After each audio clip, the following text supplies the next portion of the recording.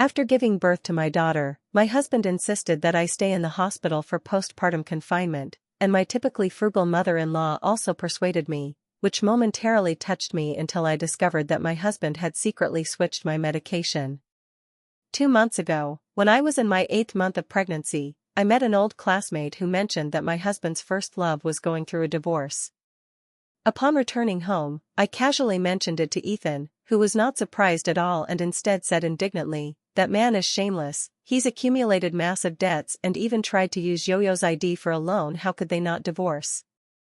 As he finished speaking, he irritably threw his phone, which was playing short videos, onto the sofa. As a woman, I sympathized with Yoyo's misfortune, though his reaction still made me slightly jealous. It is now the morning of the 3rd day postpartum. I was lying in the hospital bed watching TV when Ethan, as usual, handed me medicine and warm water, saying, "Claire, take your medicine," which consisted of anti-inflammatory and blood-replenishing drugs prescribed by the doctor, of which I had already taken 2 doses. I was about to take the medicine as usual when I noticed an extra small bottle in Ethan's hand. Puzzled, I asked, "What's this?" and picked it up to glance at the label. "Vitamins?" I looked up at Ethan in confusion, to which he replied, "Yes, vitamins. I consulted the doctor, and your current condition makes it suitable to take these." Ethan spoke with relatively steady breathing, but upon closer inspection, his eyes flickered slightly, and it was this look that made me sense something unusual. He is truly bad at lying, as his ears turn red whenever he does. For instance, he once saved up for a long time to buy me a bag but claimed it was a free company perk, or when he occasionally took me to a fancy restaurant, he coincidentally had no appetite and ordered only for me, which suddenly reminded me of what I saw last night. Last night, as I got up to use the bathroom, I passed the staircase and caught Ethan stuffing a red envelope into a doctor's coat pocket while thanking him repeatedly. I recognized that doctor as my attending physician. A wave of warmth surged through me at that moment. Thinking Ethan was worried the doctor might neglect me, I pretended not to know and decided to treat him even better after discharge. I woke up again in the middle of the night and, in a daze, noticed Ethan fiddling with something on the nightstand by the companion bed across from me. By the faint light, I vaguely saw him handling a few medicine bottles, but I didn't pay much attention, turned over, and soon fell back into a deep sleep. At this moment, my trembling fingers took the bottle, and I examined it closely again. The label clearly said vitamins. I hesitated, poured 2 pills into my palm, and swallowed them, but the moment they entered my mouth, I sensed something off about the taste. During my school years, my mom's social circle became obsessed with giving their kids vitamin supplements, and she made me take various kinds daily, so I'm very familiar with them. I was absolutely certain that what Ethan gave me was not vitamins. Still, I forced myself to stay calm and swallowed the medicine as if nothing was wrong, determined to figure out why Ethan was deceiving me, noticing out of the corner of my eye that he visibly relaxed. After Ethan left, I threw off the blanket, ignoring the pain from my incision, rushed to the sink to induce vomiting, and saw myself in the mirror with a flushed face and teary eyes, wondering what Ethan had given me and why he did it. During my pregnancy, I consistently attended prenatal checkups, but on the day the doctor gave me my due date, I concealed it from my family to save money and didn't check into the hospital early. It wasn't until late the night before last, when I felt waves of abdominal pain, that I grew scared and quickly woke Ethan, who was still asleep. Later, he learned from the doctor that I had hidden my due date, and his eyes reddened with self-blame.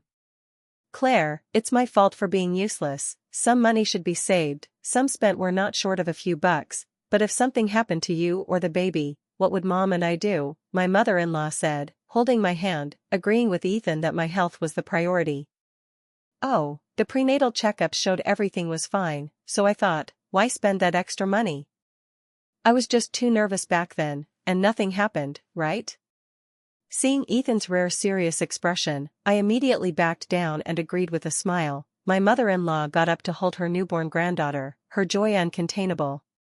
I felt fortunate to have such a considerate husband and a reasonable mother-in-law. A year ago, when my best friend gave birth to a daughter, I took leave to care for her during confinement because her in-laws were utterly deplorable. When my friend entered the delivery room, she was so nervous she wouldn't let go of my hand. Her husband, instead of comforting her, arrogantly remarked, it's just giving birth, how hard can it be? After my friend's cesarean section, as she came out of the delivery room, he was still engrossed in his game. I couldn't stand it and scolded him, only for him to flip the table and leave because he lost the game. Other people's wives aren't capable enough to look good, yet they return to work right after giving birth. Only you lot make a fuss, needing someone to wait on you after having a kid.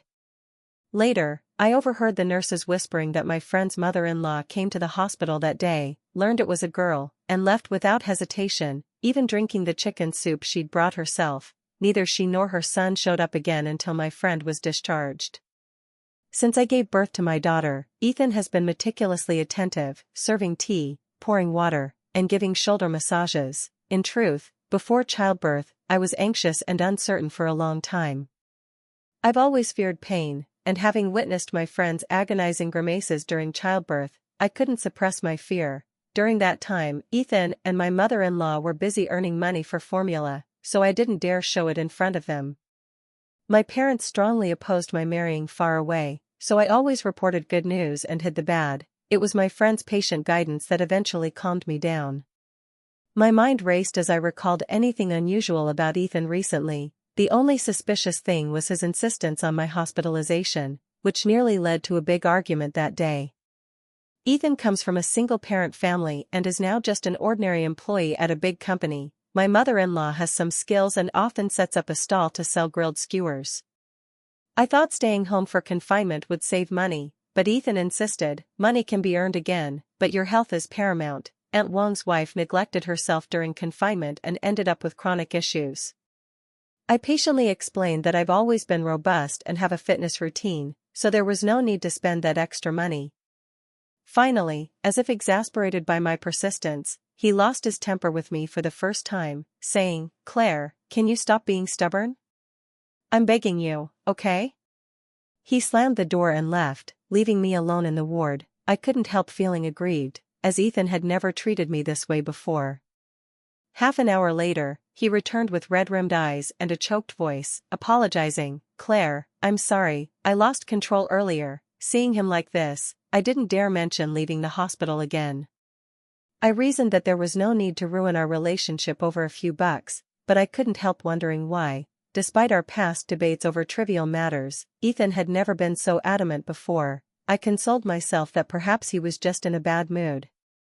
After much thought, I still couldn't understand why he insisted on my hospitalization and secretly switched my medicine. My frugal mother-in-law must have been distressed by the hospital expenses, yet she agreed with Ethan that I should stay, and they even took turns staying overnight. Was such a fuss necessary for confinement?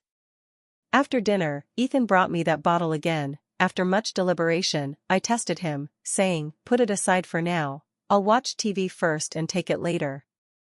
Seeing him actually set the medicine aside, I quietly sighed in relief, wondering if I'd overthought it, but within 10 minutes, he urged me again to take it.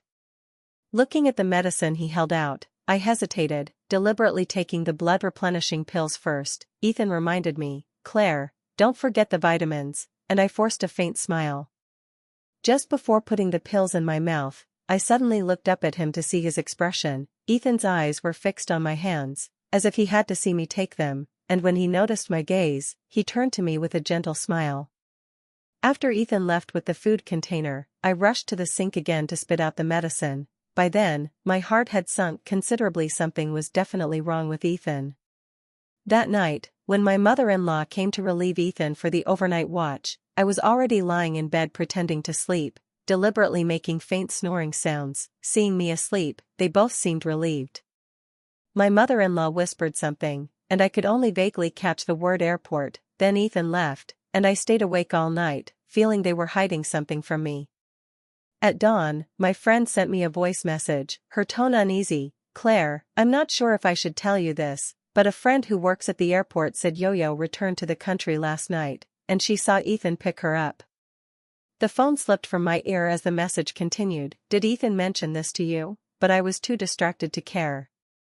Yoyo, a name that haunted me throughout my school years, had crossed paths with Ethan again. Back in high school, I fell for Ethan, the baseball team captain, at first sight and subconsciously followed everything about him. Yoyo was Ethan's neighbor. In our sophomore year, both her parents died in an accident, and no relatives would take her in, so my mother-in-law, fond of her obedience and sensibility, brought her home to feed her, and since they lived and ate together, rumors soon spread at school that they were a couple. Being a grade below them, I often saw them riding a bike to and from school together, with Yoyo on the back, appearing close. Years later, his old flame divorced and returned, and Ethan hid it from me, going to pick her up in the dead of night, which instinctively made me suspect his motive. Did he still have feelings for Yoyo and see me as an obstacle, thus giving me the drugs? I glanced at my mother-in-law sleeping on the companion bed, recalling their conversation before Ethan left last night. Did she know about this, and despite her usual affection for me, would she condone Ethan treating me this way? I soon mocked myself. What was a daughter-in-law worth? She cherished her son above all, never raising her voice at him. Whoever he liked would be her daughter-in-law.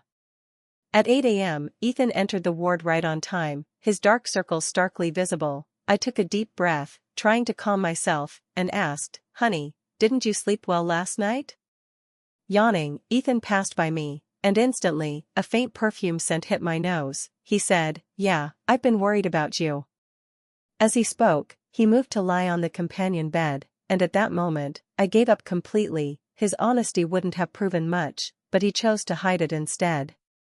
Neither my mother-in-law nor I use perfume, and Ethan never had this scent before. He picked up Yoyo last night, and now he carried her fragrance. How could I believe it was just a casual meeting? For some reason, in that instant, I felt engulfed by a sea of wild negative emotions. I threw off the blanket and bluntly confronted him. Worried about me?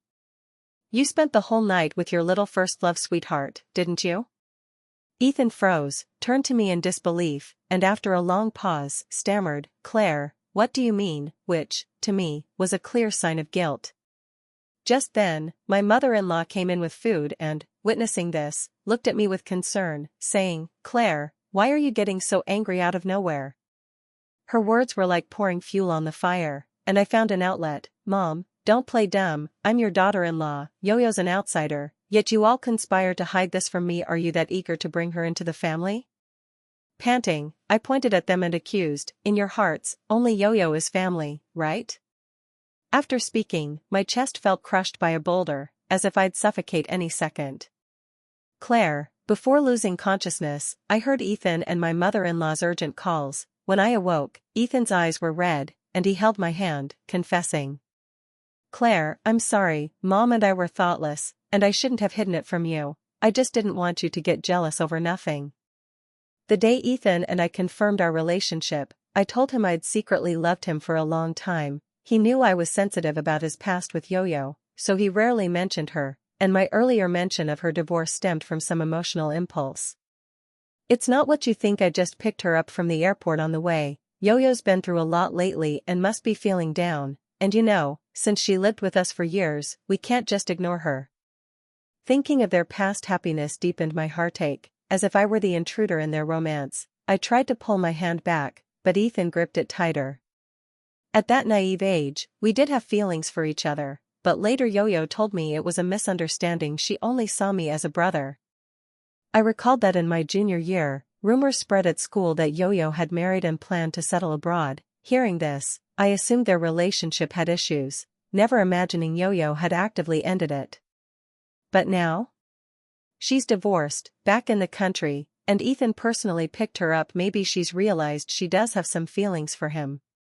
One thing I'm sure of is that Ethan valued that relationship deeply. When I learned they'd split, I felt a secret thrill, later intentionally interning at his company and becoming his colleague after graduation.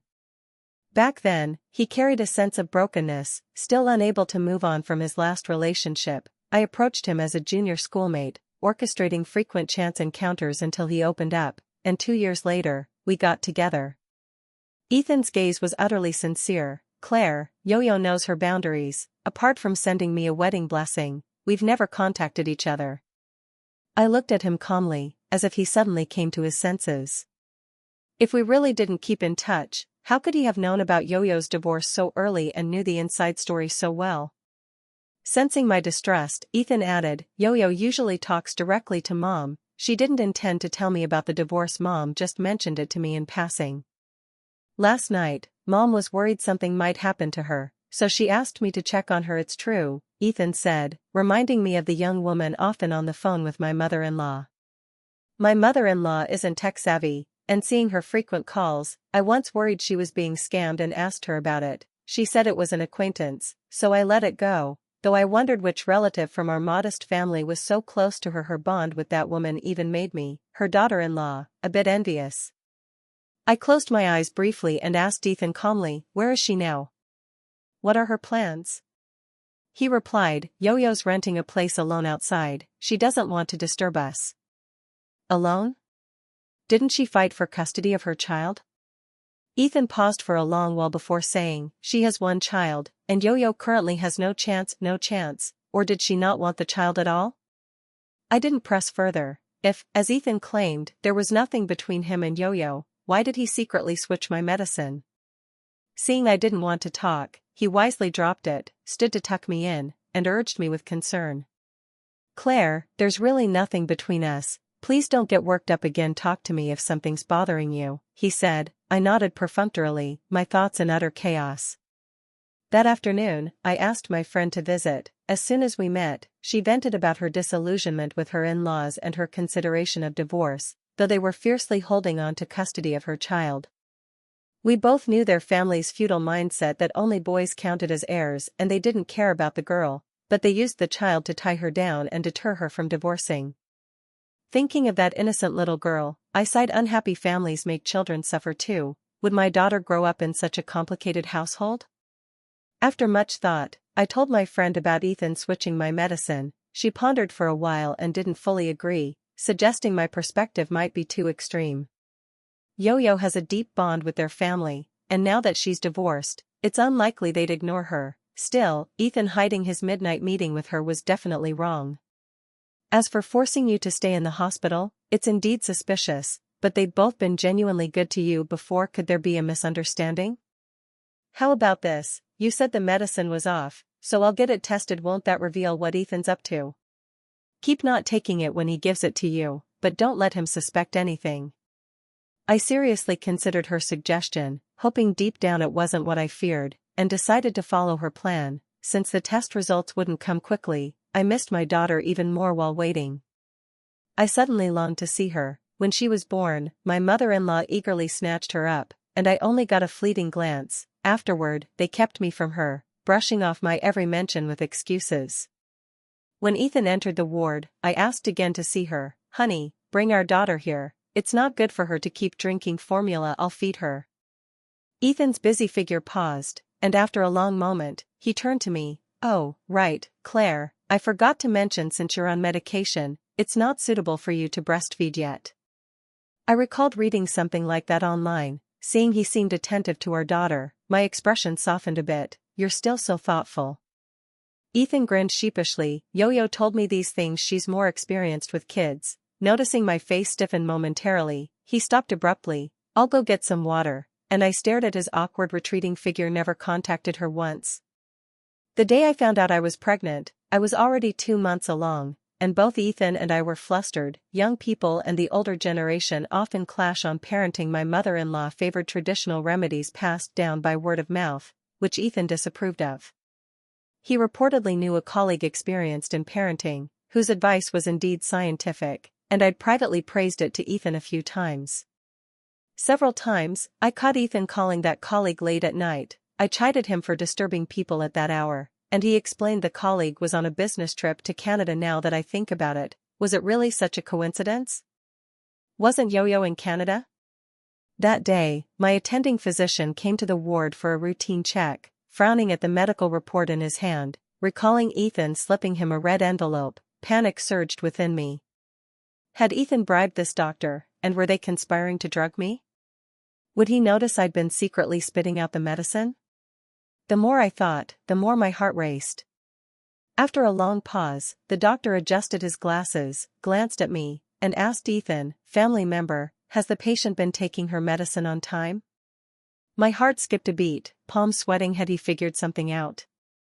Thankfully, Ethan confirmed I had. The doctor nodded thoughtfully, then called Ethan aside, after which the dosage in the small bottle doubled. Ethan explained it would help me recover faster. I felt numb however much he gave. I spat out, but I knew this couldn't stay hidden long. so I messaged my friend, urging her to get the test results soon. While Ethan was away, I sneaked to the nursery to find my daughter. She was tiny, sleeping soundly, utterly adorable, and I held her close, whispering against her cheek, "Baby, you're all mommy has." But before I could hold her long, Ethan rushed in nervously and snatched her away, cradling her protectively, his wary look suggesting I might harm my own daughter. Only after carefully placing her back in the crib did he relax, reverting to his usual good nature. "Claire, why'd you come here?" Staring at my empty hands, I felt a pang of unease. Ethan nudged me out of the nursery, his words warm, "Rest well first and don't overexert yourself, come see her after you've fully recovered, okay?"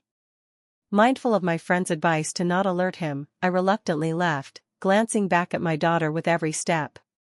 Late at night, cold moonlight streamed through the window onto the icy floor. I tossed and turned, vaguely sensing that Ethan and my mother-in-law were terrified of me getting near my daughter. Soon, the companion bed creaked faintly. I instinctively closed my eyes, feigning sleep as my mother-in-law whispered, "Claire, Claire," waving her hand before my face, then quietly left when I didn't respond.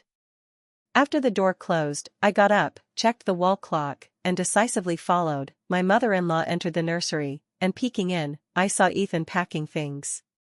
I strained to hear their conversation. My mother-in-law urged, "This child can't stay here, we need to send her to Yoyo quickly." "Can Yoyo manage alone?" "Yes, she loves this child and is waiting outside." Their words reached me clearly, and I felt like I'd fallen into an icy abyss. Ethan wanted to send my daughter to Yoyo for care? No, that couldn't happen. Seeing them about to reach the door, I seized the moment, rushed forward like a madwoman, grabbed my daughter with all my strength, and retreated warily to the hallway. "You're not taking my daughter." They clearly hadn't expected me to appear, exchanging a panicked glance. Ethan tried to calm me, bending slightly with arms outstretched soothingly. "Claire, what are you doing?" His eyes locked on the baby in my arms. "Let's talk calmly, don't scare the baby." But how could I stay calm when they were secretly taking her away? My daughter seemed to sense the tense atmosphere and let out a loud cry. I looked down, comforting her tenderly. "Oh, don't cry, mommy won't let them take you." Seeing this, Ethan still tried to deceive me. "Claire, you've misunderstood, I just wanted to take her home. Think about it, isn't home more comfortable than the hospital?" I shouted sharply, mercilessly exposing his lie. "Stop lying, I heard everything. You want to separate me from my daughter and send her to Yoyo, don't even think about it." My mother-in-law paced anxiously like an ant on a hot pan, unsure what to say. Ethan, undeterred, shifted tactics. "I was indeed going to send the baby to Yoyo for a few days to help out, didn't I do it so you could rest?" "What are you going on about? I told you, there's nothing between me and Yoyo, why won't you believe me?" I looked at him emotionlessly. "Oh, really? Calling her late at night under my nose under the guise of sharing parenting tips, that's your no contact?" My words left Ethan speechless, and after a long pause, he managed, "I didn't tell you because I didn't want you to overthink it." I cut him off. "Enough at this point, stop hiding it, let's divorce, and you can go to your old flame, we won't hold each other back." I thought he'd take the hint, but he stubbornly refused. Claire, what are you saying?" "Fine, give me the baby first, and I'll explain properly," he said, nearly making me laugh with his obstinance. The commotion quickly alerted the night nurse, who, upon seeing me, didn't hesitate to try helping Ethan take my daughter. Several people edged closer, Ethan leading the charge. Terrified and helpless, I backed away, grabbing a fruit knife from the nearby table in desperation and holding it to my throat. "Get back, don't come near me." Okay, we won't come closer." My action successfully alarmed Ethan, who frantically stopped the others, eyes fixed on the knife. "Claire, be careful, don't hurt yourself." After all, he was someone I'd liked since youth, and his betrayal was hard to accept. I choked out, "Ethan, you liar, you said Yoyo's return wouldn't disrupt us, yet now you're sending our daughter to her, to be with her, you'd even drug and kill me." Ethan looked baffled, unable to grasp my words. "Drug you? Claire, what drugs did I give you?" I sneered back. "Were those vitamins you gave me? Or poison to end my life?" Realization seemed to hit Ethan, and he panicked, sweating profusely. "So, you haven't been taking it?" How could I obediently die as you wished? Ethan, frustrated, scratched his head in distress. My fault, my carelessness. My mother-in-law grew anxious too, muttering, how did this happen, chilling me apparently, she was in on it too. Just then, a figure both strange and familiar emerged from the stairwell. Yoyo, clearly impatient from waiting downstairs, she complained upon seeing them, what's taking so long, oblivious to the unfolding chaos. I glared at her with hostility. She was as beautiful as ever, in a floral dress, exuding grace with every move, while I, in a hospital gown with messy hair, looked utterly disheveled. After a few steps, Yoyo finally noticed something off. What's going on? Seeing the knife in my hand, she let out a terrified scream. Ethan and my mother-in-law stepped forward to shield her, then watched me warily. I gave a bitter smile. It didn't matter anymore. I had my daughter, and I'd fight anyone who tried to take her. Claire, calm down. Can't we talk this out without hurting the child? Yoyo, sheltered at the back, spoke with a trembling voice, clearly shaken. I scoffed, pointing the knife at her. Yoyo, don't even think about taking my daughter. Good, everyone's here, I said, turning to Ethan. Ethan, let's part amicably. Our daughter stays with me. I won't pursue what you've done. I don't want this to stain her future. Go live with Yoyo. At that, my mother-in-law finally panicked, though I couldn't tell if it was to protect Yoyo's reputation or something else. Claire, what nonsense are you spouting?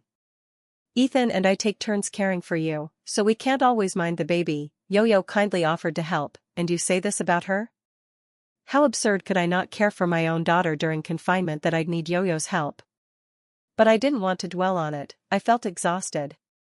Mom, it's clear you're fond of Yoyo too, so why are we at odds?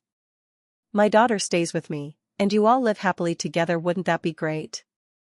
Then, sirens sounded downstairs, growing closer. Someone must have called the police. I felt a slight relief but stayed vigilant, glancing at them. Since you won't part peacefully, don't blame me for taking you to court. Ethan had been silent since earlier. I snorted, figuring he knew he was in the wrong. Everyone, hands on your head, don't move. Soon, uniformed police flooded in. I could no longer hold on, collapsing as if deflated, the knife slipping from my hand to the floor. Ironically, the three opposite me sighed heavily in relief upon seeing the police, likely unaware that justice would soon be served, and they'd face legal consequences. In the end, we were all taken to police cars headed for the station. Inside, I was flanked by officers. Yoyo and my mother-in-law tried to speak several times but were stopped by Ethan. Forget it, Claire's too emotional now, she won't listen, so let's not provoke her. I scoffed. Even now, he was still putting on an act. My mother-in-law tried arguing with the police, but a middle-aged officer cut her off. No noise in the car, save it for the station. Silence finally settled, with only Ethan and Yoyo occasionally glancing at my daughter in my arms. I didn't want to look at them, so I focused on soothing my daughter, who'd cried herself out. As we got off, Ethan tried again. Claire, let me hold her, but I ignored him and walked into the station. The police station was brightly lit. In the interrogation room, two female officers took my statement as I calmly recounted everything since my hospitalization. The younger officer slammed the table in anger after hearing me. This family's outrageous, secretly drugging you? That's attempted murder. The older, more seasoned officer glanced at her sternly. Just take the statement, keep your emotions out of it, then turned to me, asking me to continue. After the statement, they told me to wait for the outcome. Before leaving, the younger one whispered to me, "Sis, sit tight. They've been taken elsewhere for their statements. This is a police station, they won't dare mess around." I watched the young officer's indignant retreating figure. She'd left a good impression. I looked down, gently patting my daughter's back. "Baby, don't be scared. No one can separate us." About half an hour later, the young officer returned alone. Seeing her troubled expression, I asked with concern, "Have my husband and the others admitted their crimes?" She pursed her lips for a while, unable to give a clear answer. Disappointed, I muttered to myself, "Right, it's only been a short time. I'll wait patiently." The officer suddenly said, "Sis, after all this, you and the baby must be tired and hungry. Go rest on that chair over there. We have formula here, I'll get some to feed her." Her words struck a nerve, and almost instinctively, I glanced at her and held my daughter tighter. For some reason, since we first met, I'd felt something off about her. She seemed less warm than before, her eyes constantly fixed on my daughter. I refused aloud, no need, but she persisted, reaching out her arm. I hurriedly stood to dodge, but my leg went numb, causing me to stumble momentarily. Thankfully, my daughter wasn't hurt. "Sis, let me hold her. You're weak now, and it'd be bad if you dropped her," she said. I thought it over. This was a police station, no one could act recklessly, and her concern seemed genuine, so I slowly let my guard down and handed my daughter to her. Unexpectedly, the moment she took my daughter, she turned and bolted out of the room. Realizing something was wrong, I chased after her, demanding she return my child. At that moment, Ethan and several officers rushed in, shielding the female officer. My eyes widened in fury as I lunged to reclaim my daughter, only to be restrained by the police. Losing all composure, I screamed, accusing Ethan and the others, "You should be arresting them. They're the ones trying to take my daughter." But how could my strength match several officers? Seeing them unmoved, I broke down, clutching one's arm in despair. "You must be deceived by them, right? They're the liars." I pointed firmly at Ethan. "It's him. He drugged me and wants to send my daughter to that woman." I thought revealing the truth would at least make the police question Ethan's one-sided story and reinvestigate, but they kept holding me back. "Mr. Ethan, you'd better clear up this misunderstanding soon," the officers said, glancing at me helplessly before releasing me and filing out of the room. The female officer handed my daughter to Ethan, then my mother-in-law and Yoyo left too. I glared at Ethan, who stayed behind alone, silent and no longer hysterical. Ethan glanced at me, sighed, and returned my daughter. Seeing he wasn't joking, I stepped forward, took her, and felt immense relief. Then, Ethan calmly told me an absurd fact. On the first day postpartum, I was diagnosed with postpartum depression, but since it wasn't severe and I'm timid, they didn't tell me to avoid worrying me. That medicine wasn't vitamins, but it's definitely not what you think. It's for treating depression. It sounded reasonable. I had noticed my mood swings and irritability lately. Could it really be that not taking the medicine worsened my condition, leading to this fiasco? I wasn't sure if I should believe him. As we reached an impasse, my mother-in-law brought my friend in, panting at the door. She bent over, waving a paper and shouting, "Claire, you're sick. You're really sick." Staring at the test results before me, I was dazed. The analysis showed the drug was commonly used to treat depression. My friend said with lingering fear, "I only heard at the hospital that you'd escalated to knives and the police station, so I rushed over." I sat processing it for a long time before accepting it. Only then did I realize my earlier behavior toward Ethan and the others was excessive, so I scratched my head and apologized to him first. Ethan grumbled about what goes on in my head all day. Our large group sincerely apologized to the police for the misunderstanding before leaving. As for why I got this condition, scientific research indicates that after childbirth, hormonal, social, and psychological changes in women can trigger a range of physical, emotional, and mental shifts. Further studies show that 50 to 75% of women experience some form of postpartum depression after giving birth, with most showing mild or fleeting symptoms, necessitating extra patience and care from family. Later, Yoyo said she planned to move to another city. I actively urged her to stay, as she'd previously assured me she now had no romantic feelings for Ethan and hoped I wouldn't dwell on their past. Recently, Ethan's late-night calls to her were genuinely about parenting advice, mainly because my morning sickness was bad, and he wanted tips to ease it, hoping I wouldn't misunderstand. As for the baby, that night, my mother-in-law was worried my condition might affect her, so she thought Yoyo could help care for her. With the misunderstanding cleared, Yoyo agreed to stay after our repeated pleas.